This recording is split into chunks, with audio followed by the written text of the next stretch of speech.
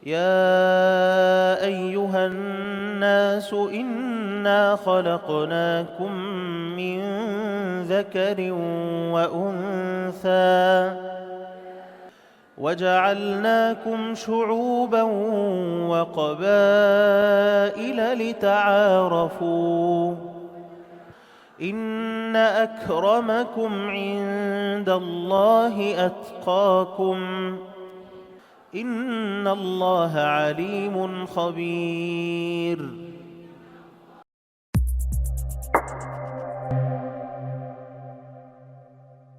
Assalamualaikum warahmatullahi wabarakatuh. Alhamdulillah, bersama saya sekarang salah seorang peserta program khas Ramadan Talaqi dan Tadarus 30 juzuk Al-Quran bersama Syekh Abdullah Subhi Mar'i. Mungkin boleh kenalkan diri dan dari mana?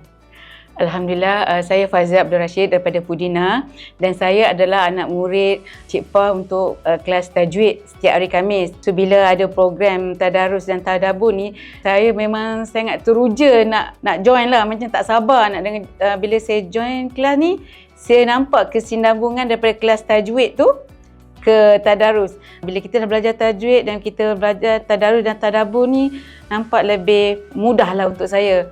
Dan apa yang sangat terkesannya saya bila masa kuliah kemarin, iaitu Syekh mentadabburkan ayat akhir di surah Al-Baqarah tu, dan malam tu saya pergi solat tarawih di Masjid Al-Mizan dan imamnya membacakan surah terakhir Al-Baqarah.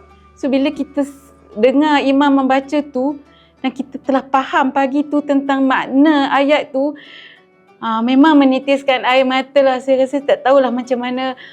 Inilah hikmah yang Allah bagi sempena Ramadan untuk 1446 ini. Nampak kesinambungannya tu kan? Bila betapa bagusnya kita membaca, bertadarus dan tadabbur. Dia bolehlah menyentuh je. Kita boleh, insya-Allah lama-lama nanti kita akan boleh khusyuk lah untuk solat bila kita telah memahami makna ayat itu. Walaupun kita tak pandai bahasa Arab, tapi dengan tadabbur tu kita boleh ingat kisah-kisah di dalam Al-Quran itu. Masya Allah. Jadi Hajah ni pertama kali Hajah sertai? Ini pertama kali saya menyertai program tadarus dan tadabbur di sini, sebab kalau sebelum ni saya sebagai penjawat awam, kita tak boleh lah nak join waktu weekdays kan. Cuma saya join tadarus tu di sebelah malam. Tapi bila dah jadi yang bersara, saya memanfaatkanlah diri saya untuk di sini.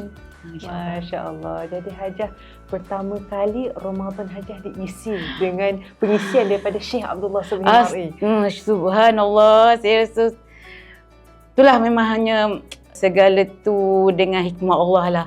Semoga saya harap dalam catatan saya yang pertama tu bila Syekh tanya niat apa nak dah hadir tadarus dan tadabbur ni, saya kata untuk mendapat rahmat dan redha Allah. Hasil daripada tadabbur Syekh tu saya rasa bertepatanlah dengan apa niat kita tu kan. Alhamdulillah.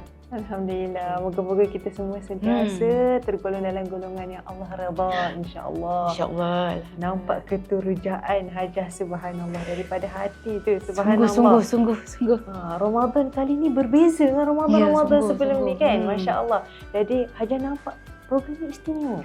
Apa keistimewaan program ni? Kita boleh kongsi kelazatan dan kemanisan program ni dengan sahabat-sahabat kita kat luar sana yang belum lagi merasainya.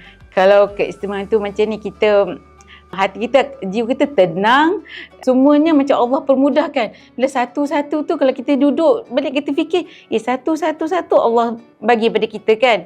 Tapi kita kena, yang penting tu nak istiqamah lah. Dan kita kena cari, bagi yang belum macam takut-takut ke nak membaca, aku nak baca tajwid lah, baca boleh kan sendiri untuk memberi keyakinan diri ni untuk bertadarus ataupun mengaji dengan orang luar tu, dengan bermulanya belajar kelas tajwid lah.